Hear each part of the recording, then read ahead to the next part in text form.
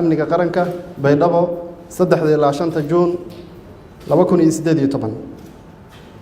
Golaha Amniga Qaranka ayaa kulankoodii joogtada ahaa ku yeeshay Magalada Baydhabo 3 Juun 2018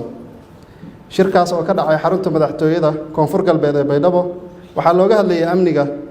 arrimaha amniga qaranka waxaana shir gudoominayay madaxweynaha Jamhuuriyadda Federaalka Soomaaliya mudane Maxamed Farmaajo waxaa sidoo kale shirka ka soo qayb galay ra'iisul wasaaraha xukuumadda federaalka Soomaaliya mudane Xasan Cali Khayre madaxweynaha dowlad goboleedka Puntland mudane Cabdi Maxamed Cali Gaas madaxweynaha dowlad goboleedka Jubbaland mudane Axmed Maxamed Islaam madaxweynaha Koonfur Galbeed mudane Shariif Xasan Sheekh Aadan madaxweynaha Galmudug mudane Axmed Ducaale Geelle Xaaf madaxweynaha Hirshabeelle mudane Maxamed Cabdi Waare gudoomiyaha gobolka Banaadir ahna duqa magaalada Muqdisho mudane Cabdiraxmaan Cumar Cusmaan Injineer Yariisow wasiirka koowaad ee Galmudug Sheekh Maxamed Shaakir Cali Xasan wasiirka arrimaha gudaha federaalka iyo dib u heshiisiinta dowladda federaalka Soomaaliya wasiirka amniga gudaha wasiirka difaaca la taliyaha amniga qaranka wasiirada dowlad goboleedyada iyo taliyayaasha ciidamada qalabka sida goluhu wuxuu u mahadcelinayaa madaxweynaha Koonfur Galbeed mudane Shariif Xasan Sheekh Aadan iyo dhammaan hay'adaha iyo shacabka Koonfur Galbeed oo si habsami leh u martigeliyay shirkan goluhu wuxuu sidoo kale u mahadcelinayaa ciidamada amniga Koonfur Galbeed ciidamada xoogga dalka Soomaaliyeed iyo ciidamada AMISOM qodobka koowaad arrimaha amniga goluhu markii uu dhageystay talooyinka ay soo jeediyeen guddiga farsamada ee amniga qaranka tixgeliyeen aragtida iyo talooyinka ku saabsan amniga dalka goluhu wuxuu isku raacay qodobada hoos ku xusan kow madax bannaanida golaha amniga qaranku wuxuu adkeynayaa midnimada wadajirka iyo madax bannaanida Soomaaliya in ay tahay lama taabtaan laba ka hortagga khataraha golaha amniga qaranka markii uu dhageystay khataraha amni ee argagixisadu ka geysanayaan dalka waxa uu adkeynayaa in la dardar geliyo qalabaynta iyo tayeynta ciidamada qalabka sida labada heer lana siiyo tababaro iyo xirfado la xiriira qaababka looga hortagi karo falalka argagixisada qorshaha kala guurka golaha amniga qaranku wuxuu ansixiyay qorshaha kala guurka kaasoo loo arkay inuu yahay qorsho horseedaya in Soomaalidu hanato kuna filaato amnigeeda iyadoo la raacayo talaabooyinka soo socda kow in si wadajir looga miro dhaliyo fulinta wajiga koowaad ee qorshaha kala guurka oo dhigaya qaabka lagu howlgelinayo ciidamada xoogga dalka Soomaaliyeed iyo ciidamada booliska ee labada heer oo ay ka mid yihiin daraawiishtu laba ciidamada ka tirsan daraawiishta Koonfur Galbeed ee qayb ka noqonaya howlgallada qorsheysan ee lagu furayo wadada muhiimka ah ee u dhaxaysa Muqdisho iyo Baydhabo howlgalkan waxaa doorka hogaamineed qaadanaya guddiga amniga ee Koonfur Galbeed waxayna ciidamada ka amar qaadanayaan taliska ciidamada xoogga dalka inta lagu jiro howlgalkaas guddiga qaran ee isku dhafka ciidamada ay la yimaadaan muddo 30 maalmood ah gudahooda qorshe howleedkooda afar in qorshaha kala guurku uu noqdo mid dhammaystiran oo ay ka mid yihiin dadaalada xasilinta soo kabashada dhaqaalaha sareynta sharciga iyo cadaaladda afar dhammaystirka qaab dhismeedka amniga qaranka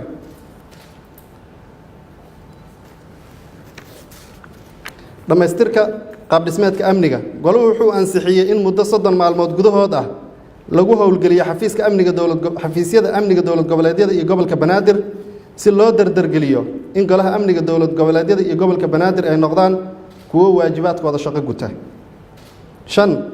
goluhu wuxuu isku raacay in muddo 60 maalmood gudahood ah guddiga farsamadu ay ku fuliyaan qodobka 1.2 ee go'aankii 6 ilaa 10 bishii Febraayo ee 2018 kaasoo qeexayay code dowladda federaalku waxa ay ka caawinaysaa ciidamada booliska dowlad goboleedyada oo ay ku jiraan daraawiishtu hub saanad agab ciidan raashin daawo gunno tababar iyo tayeyn ee kala qayb qaadan doona ciidanka xoogga dalka Soomaaliyeed howlgallada lagula dagaalamay argagixisada goluhu wuxuu ku boorinayaa ummadda Soomaaliyeed inay u midoobaan la dagaalanka argagixisada 6 goluhu wuxuu isla qaatay in galmudug iyo puntland oo aysan joogin ciidamada amisom laga caawiyo howlgallada ka dhanka argagixisada al-shabaab iyo daacish oo ku sugan buuraha galgala deegaanada bariga fog iyo koonfurta galmudug lagana taakuleeya saddexda qaybood ee qorshaha kala guurka. 7 goluhu wuxuu soo dhoweynayaa isbedelada wax ku oolka ah ee laga wada ciidanka xoogga dalka Soomaaliyeed oo ay ka mid yihiin sida qaab dhismeedka ciidanka,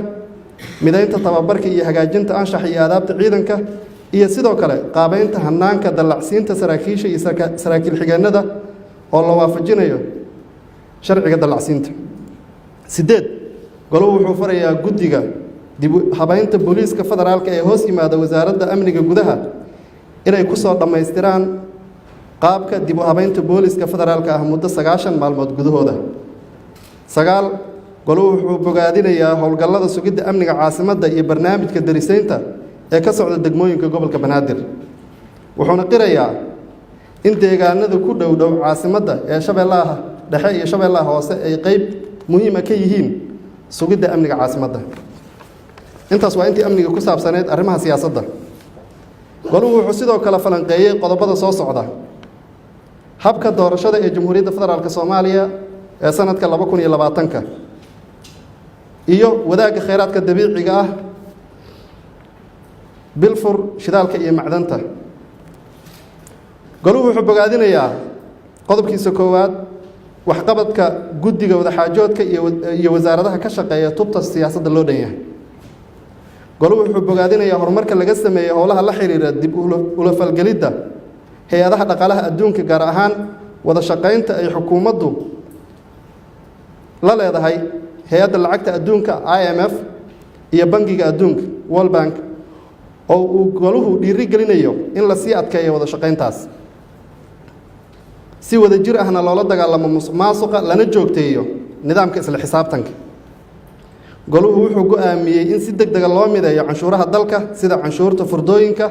macaashka shaqaalaha iyo faa'iidada ganacsiga. goluhu wuxuu ku heshiiyey in dalka laga hirgeliyo doorasho qof iyo cod ah sanadka 2020 sida ku cad heshiiska habka doorashada ee lagu saxiixay magaalada Baydhabo 5 bisha Juun 2018. goluhu wuxuu soo dhoweeyey isla markaasna bogaadiyey horumarka laga sameeyey wada tashiyada, caqabadaha ka hor imaan kara doorashooyinka iyo daraasaadka diiwaangelinta codbixiyayaasha, wuxuuna goluhu faray in guddiga madaxa bannaan ee doorashooyinka soo dhammaystiraan kala xulashada nidaamka diiwaangelinta. 6 goluhu wuxuu isla qaatay in howlaha dib u eegista dastuurka la sii dardargeliyo laguna soo gabagabeeyo sanadkan 2018 ayada oo qodobada dib u eegista loo kala horumarinayo sida ay u kala muhiimsan yihiin. 7 goluhu wuxuu heshiis ka gaaray lahaanshaha maamulka iyo wadaagga kheyraadka dabiiciga ah ee dalka sida ku cad heshiiska wadaagga kheyraadka dabiiciga ah ee lagu saxiixay magaalada Baydhabo 5 bisha Juun 2018. goluhu wuxuu faray guddiga farsamada ee golaha amniga qaranka in ay soo gudbiyaan hanaanka cadaaladda iyo asluubta shirka xiga ee la qabanayo bisha August, iyadoo laga ambaqaadayo go'aamadii shirkii wasaaradaha cadaaladda ee ka dhacay magaalada Jowhar bishii Janaayo 2018. goluhu wuxuu go'aamiyey in la howlgeliyo xubnihii ay dowlad goboleedyadu u soo magacaabeen guddiyada dib u eegista dastuurka. 10 goluhu wuxuu go'aamiyey in la dardargeliyo wadaxaajoodka arrimaha federaalka ah si loo dhammaystiro hanaanka awood qaybsiga ee ku qeexan qodobada 53 iyo 54 ee dastuurka ku meel gaarka ah. 11 goluhu wuxuu soo dhoweynayaa hindisaha lagu abuurayo golaha dhaqaalaha qaranka. ugu dambeyntii goluhu wuxuu si wada jir ah tacsi tiiraanyo loogu dirayaa xildhibaanadii iyo dhammaan dadkii ku dhintay weeraradii xaqdarrada ahaa ee ka dhacay degmada Balcad ee gobolka Shabeellaha Dhexe. wabilaahi tawfiiq.